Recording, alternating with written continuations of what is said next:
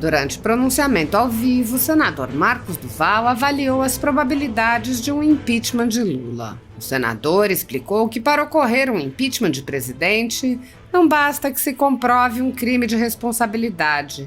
Ele apontou que o ponto de início para um processo de impeachment é simplesmente ver que um governo não tem condições de continuar com a gestão de um país. O senador afirmou que, embora o contexto econômico que pode levar ao impeachment ainda esteja em evolução, o Congresso já tem em seu radar a possibilidade de afastar o presidente. Marcos Duval disse: "É algo que já está, vamos dizer assim, pautado no Congresso. O Congresso já decidiu que Lula não vai mais ser presidente. Ponto." O senador também se pronunciou sobre a atuação do Supremo Tribunal Federal, apontando que leis inexistentes estão sendo aplicadas para a perseguição política. Ele deu o exemplo da perseguição que sofre e disse: "O STF, que deveria proteger o que está escrito e garantir a imunidade parlamentar, fez o contrário e me censurou." Marcos Duval leu uma lista de seus direitos que foram violados pelo ministro Alexandre de Moraes, tanto os direitos que eram inerentes à função de senador, quanto os direitos humanos básicos. O senador disse: "Situação atual. Hoje, depois de todas essas violações do ministro, a situação é a seguinte: direitos ainda violados." O senador Marcos Duval continua sendo investigado por crime de opinião. Não existe esse crime no Brasil. Dirigindo-se ao ministro Alexandre de Moraes, o senador disse: "Você, como ministro de uma Suprema Corte, criar algo que não existe? Eu teria vergonha." O senador lembrou ainda que seus equipamentos eletrônicos não foram devolvidos e ainda há determinações em vigor que permitem ao ministro impor multas ao seu bel prazer. Marcos Duval disse: "A democracia é o inverso da censura. É igual a água e óleo. O STF dizer que está defendendo a democracia com vários direitos violados e contra a Constituição não faz sentido algum para qualquer pessoa. Não precisa ter conhecimento jurídico. O absurdo que estamos vivendo." Na conjuntura jurídica atual do Brasil, muitas pessoas estão sendo tratadas como subcidadãos e subhumanos, sendo perseguidas implacavelmente por medidas judiciais invasivas e arbitrárias, sem direito razoável ao contraditório e à ampla defesa, pelo simples motivo de terem manifestado apoio ao ex-presidente Jair Bolsonaro. Por expressarem suas opiniões, são alvo de CPIs, de inquéritos secretos conduzidos pelo ministro Alexandre de Moraes no Supremo Tribunal Federal, ou são vítimas de medidas arbitrárias, como prisões políticas, apreensão de bens, exposição indevida de dados, entre outras. O ex-presidente Jair Bolsonaro chegou a advertir em um pronunciamento para uma manifestação da subprocuradora Lindora Araújo, da Procuradoria-Geral da República, que denunciou o uso da técnica da Fishing Expedition por parte do ministro Alexandre de Moraes. A técnica é comum nos inquéritos conduzidos por Moraes contra adversários políticos, jornais independentes e cidadãos que se expressam de maneira crítica contra a conduta de ministros da Suprema Corte. Neste modus operandi, o investigador promove uma devassa em pessoas escolhidas por ele para procurar algum indício ou algum motivo para acusação, em contrariedade ao preconizado pelo direito que deveria investigar fatos. Em inquéritos conduzidos em cortes superiores, observa-se um procedimento característico. Matérias da velha imprensa atribuem um rótulo ou marca a um grupo de pessoas e isso é tido como suficiente para quebras de sigilos, interrogatórios, buscas e apreensões, prisões e confiscos. As matérias e depoimentos de pessoas suspeitas são aceitas sem questionamento e servem de base para medidas cautelares contra as pessoas marcadas, após promover uma devassa nas pessoas e empresas no que é conhecido como Fishing Expedition. Os dados são vazados para a velha imprensa, que então promove um assassinato de reputações que dá causa a novas medidas abusivas. Conforme vários senadores já notaram, os procedimentos são comumente dirigidos aos veículos de imprensa independentes em evidente tentativa de eliminar a concorrência, controlar a informação e manipular a população brasileira. Os inquéritos são mantidos abertos por tempo indeterminado para continuarem a produzir seus efeitos devastadores sobre as vidas dos investigados que não têm meios para questionar as decisões. Em um inquérito administrativo no Tribunal Superior Eleitoral, seguindo esse tipo de procedimento, o ministro Luiz Felipe Salomão ordenou o confisco da renda de diversas pessoas, sites e canais conservadores, inclusive a Folha Política. A decisão recebeu elogios dos ministros Luiz Roberto Barroso, Alexandre de Moraes e Edson Fachin. E o inquérito passa de corregedor em corregedor, muitas vezes sem que a situação dos alvos seja sequer analisada. Após o ministro Luiz Felipe Salomão, já foram relatores do inquérito os ministros Mauro Campbell Marques e Benedito Gonçalves, e o atual relator é o ministro Raul Araújo. A decisão de Salomão não discrimina os conteúdos e atinge a totalidade da renda dos sites, com o objetivo de levar ao fechamento dos veículos por impossibilidade de gerar renda. Todos os nossos rendimentos de mais de 20 meses de trabalho são retidos sem base legal. Se você apoia o trabalho da Folha Política e pode ajudar a impedir o fechamento do jornal, doe qualquer valor à empresa Raposo Fernandes através do Pix, utilizando o QR Code que está visível na tela, ou o código ajude@folhapolitica.org. Caso não utilize Pix, há a opção de transferência bancária para a conta da empresa Raposo Fernandes, disponível na descrição deste vídeo e no comentário fixado no topo.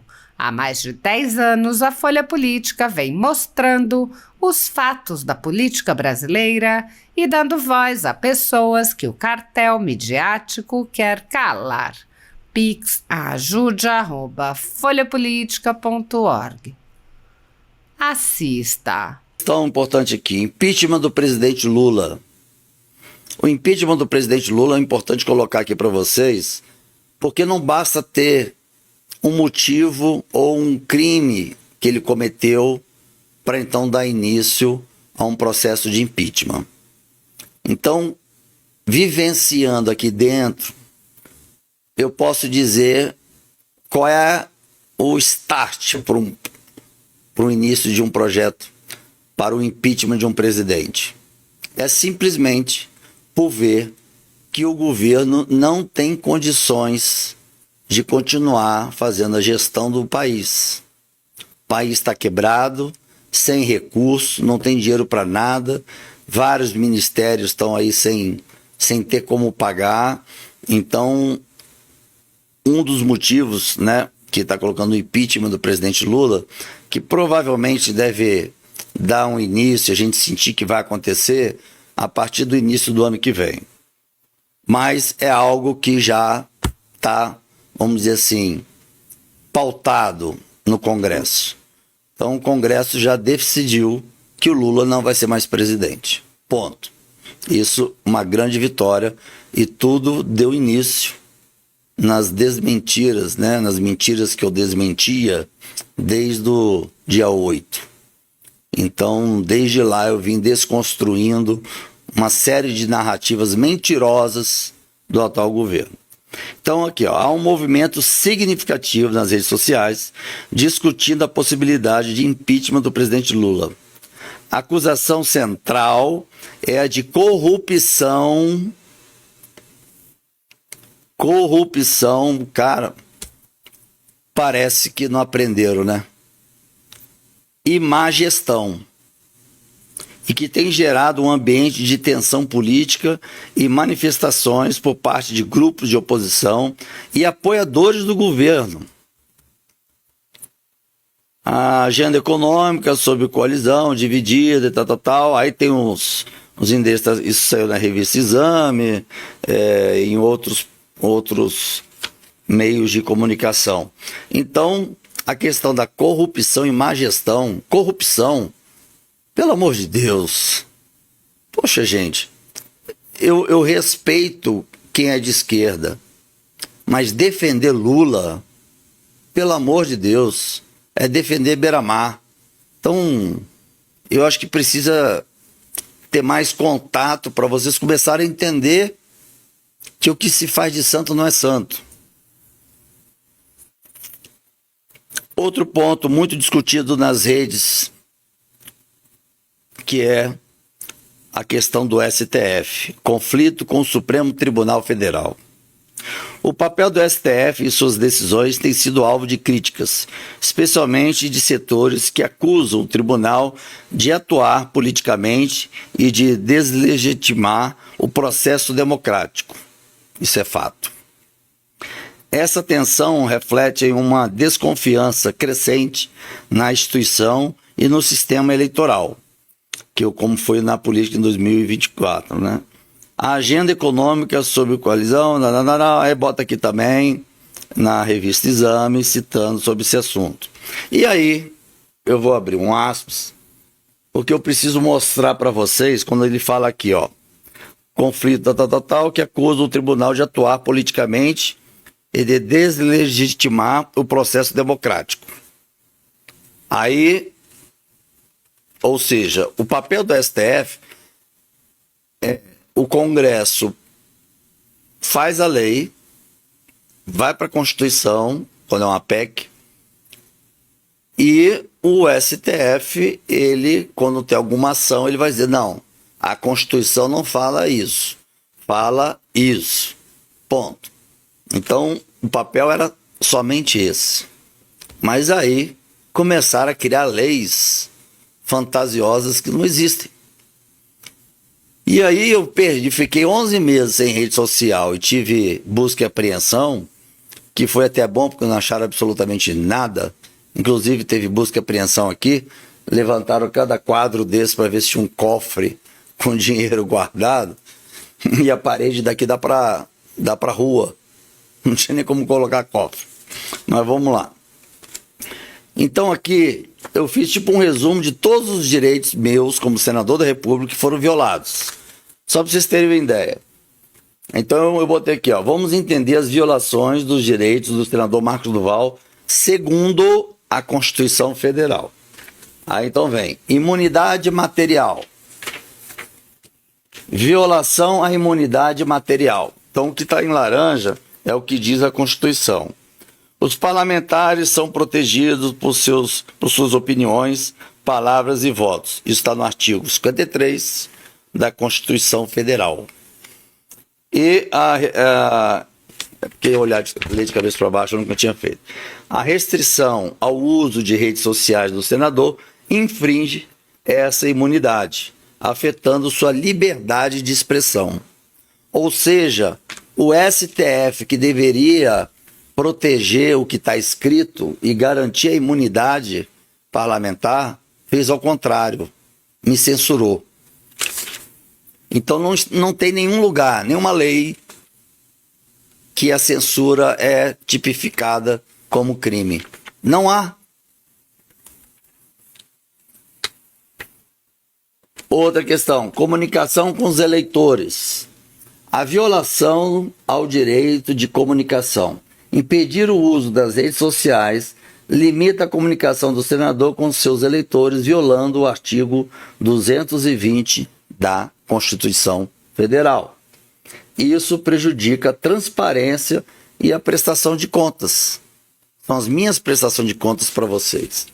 O que está sendo usado, gasto, investido, projetos de lei que estão sendo implementados, conquistados. Sigilo da fonte. Isso tudo porque está num processo que o ministro me incluiu. Sigilo da fonte. Violação ao sigilo da fonte. Vamos lá. O sigilo das fontes é essencial para o livre desempenho do mandato do parlamentar. Isso está no artigo 53, caput 6 da Constituição Federal. essa proteção foi violada ao exigir testemunhos sobre informações confidenciais. Eles infringiram a Constituição. Mais uma.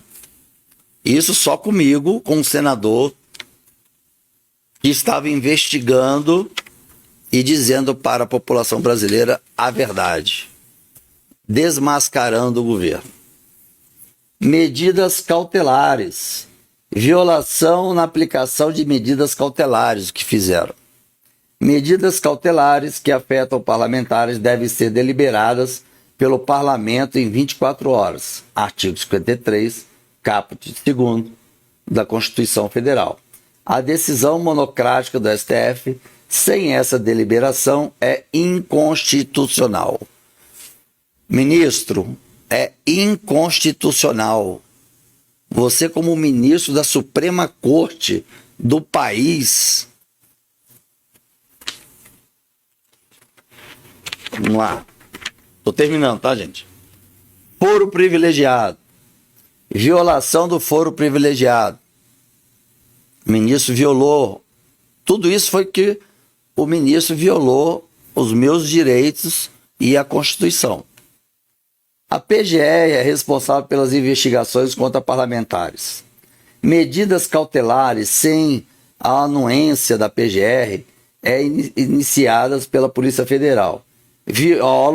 Iniciadas pela Polícia Federal, violam o Estatuto dos Congressistas. Ou seja, se a Polícia Federal quer fazer uma busca e apreensão, ela tem que primeiro ir até a PGR, apresentar as razões e a PGR autorizar. Quando eles fizeram isso, a PGR negou tudo. E mesmo assim, eles fizeram. Desrespeitando a PGR também. Famoso Fishing Expedition, que a gente chama de pesca probatória. Violação pelos princípios do processo penal. Medidas cautelares devem ser específicas. Mandados de busca e apreensão genéricos configuram Fishing Expedition, violando o artigo 243 do Código do Processo Penal. Ou seja, o mandado de busca e apreensão que a imprensa colocou e que Marco deve ter alguma coisa e tal, não tinha um fato determinado. Vamos buscar, tem indício de corrupção, então deve ter dinheiro. Tem indício de armas ilegais, indícios... Então, na busca e apreensão, não dizia nada, era genérico. Era do tipo, sai procurando qualquer coisa aí. O que você achar, a gente inclui no inquérito. E sabe o que eles acharam? Nada. Situação atual. Então, hoje, depois de todas essas violações do ministro, qual é a minha situação atual? Direitos ainda violados. O senador Marcos Duval continua sendo investigado por crime de opinião. Não existe esse crime no Brasil. Não. Assim, você como um ministro de uma Suprema Corte, criar algo que não existe, eu teria vergonha. Então tá aqui, crime de opinião, o que é inconstitucional. Seus equipamentos, que são suas ferramentas de trabalho, não foram devolvidos. E ele pode receber multas subjetivas por suas postagens. Então, se eu postar qualquer coisa na rede social e o ministro falou assim, aquela live de ontem do senador, ele falou uma coisa que eu não gostei. Vamos tirar o site dele do ar de novo. Eles estão tendo acesso direto agora. Não precisa solicitar ninguém. Está com eles. A censura está com eles. Se a gente imaginar que isso poderia acontecer na época dos telefones fixos, que poderiam cortar sua linha, dependendo do que você está falando com alguém, a democracia é o inverso da censura. É igual água e óleo. Então, falar o STF, dizer que está defendendo a democracia com vários direitos violados e contra a Constituição, não faz sentido algum, para qualquer pessoa. Não precisa ter conhecimento jurídico, né? O absurdo que nós estamos vivendo. Mas